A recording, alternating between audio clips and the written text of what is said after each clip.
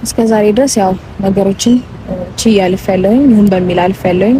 ነገር ግን አሁን ማውቃት ስላለበት ፍቺ እፈልጋለሁ።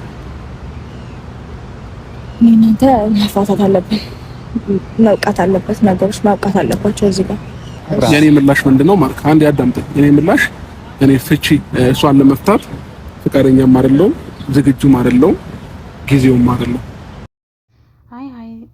አይ ሰላም የተከበራችሁን የተወደዳችሁን እዚህ ቻናል ቤተሰብ እንዴት ናችሁ? ሰላም ናችሁ ወይ? እኔ እግዚአብሔር ይመስገን ደህና ነኝ። በያላችሁ ቦታ ሰላማችሁ ይብዛልኝ እያልኩት ዛሬ በአዲስ አርዕስት ነው የመጣሁት እና በአብርሽና ሩታ ማለት ነው። አብርሽና ሩታ ከፍቅር የዘለለ ወደ ትዳር የገቡ ስለ ትዳር ነበሩ። አሁን ግን ትዳሩ እየታመሰ ዝም ብለህ ማየት ተገቢ ስላልሆነ ነውና እስኪ ትንሽ ልግለጻላችሁ ብዬ ነው የመጣሁት ማለት ነው። ከቋንቋ ችግር ስላለብኝ ይቅርታ። እና ሩታዬ መጣለች እና ከማርክ ጋር መጣ ለአብርሽ ደውላለች። አብርሽ ሲመጣ ምን እንዳለችው እንንገራችሁ። ስለ መራራት፣ ስለ ደካማት፣ ስልችት ስላላት ማለት ነው። በቃ ማርያም በጣም ጠንካራ ናትና ሩታዬ የቅናት መንፈስ ነው ምናምን የሚባል ነገር እዚህ ጋር አልሰራም። ትዳር ከሆነ ትዳር መሆን አለበት እንጂ ትቀናለች። በፍቅረኛዋ ያልቀናች በምን ትቀናለች? እሺ ከሆነውን ማለት ነው።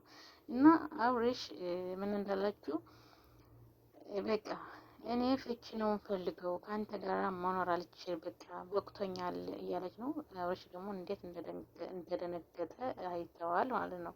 ሶ ትዳራችሁ በራሳችሁ ማስተካከል ነው ያላችሁን እንጂ ሌላ ሰው መጥቶ ሲበጠበጥ ዝም ብሎ ትዳር እስከሚፈረስ የሆነ ያልሆነ ነገር የዘባረቀ እንዴት ትፈቅዳለህ? አብርሽ እንዴት ትፈቅዳለህ? ሴት ይሁን ወንድ ይሁን ወደ ትዳር ከገባችሁ ችግር ካለ ሁለታችሁ ነው መፍታት ያለባችሁ እንጂ ሌላ ሰው ለምን ይገባል? ለምን? አሁን ደግሞ ሩታዬ ደግሞ እርጉዝ ናት። እርጉዝ ከመሆኗ የዘለለ ይደግማታል፣ ሰው ያስፈልጋታል። ስትረስ ውስጥ እንዳትገባ መንከባከብ አለበት እንጂ እርጉዝ ሴት እንደዛ አይደረግም። በቃ ከመጀመሪያ ከእርግዝናዋ እስካሁን ያለ ሁሌ ማለት ነው ሁሌ ጭቅጭቅ፣ ሁሌ በቃ ለምን እንደዚህ መሆን ጥሩ ነው ብላችሁ ታስባላችሁ? ጋይስ እስኪ ንገሩኝ በኮመንት ማለት ነው።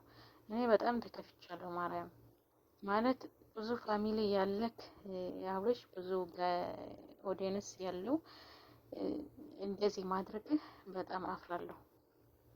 ትዳር ከሆነ ትዳር እንደ ወንድ ተባራ ቆፍጠን ማለት ነው ያለበት እንጂ እንደዚህ ለምን ትፈቅዳለህ?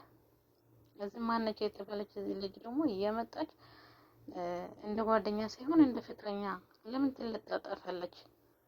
መለጣጠፍ እኮ አያስፈልግም። አንተ ባለ ትዳር ነህ፣ ቀለበት አለክ። ለምን ቀለበት አደረግሽ?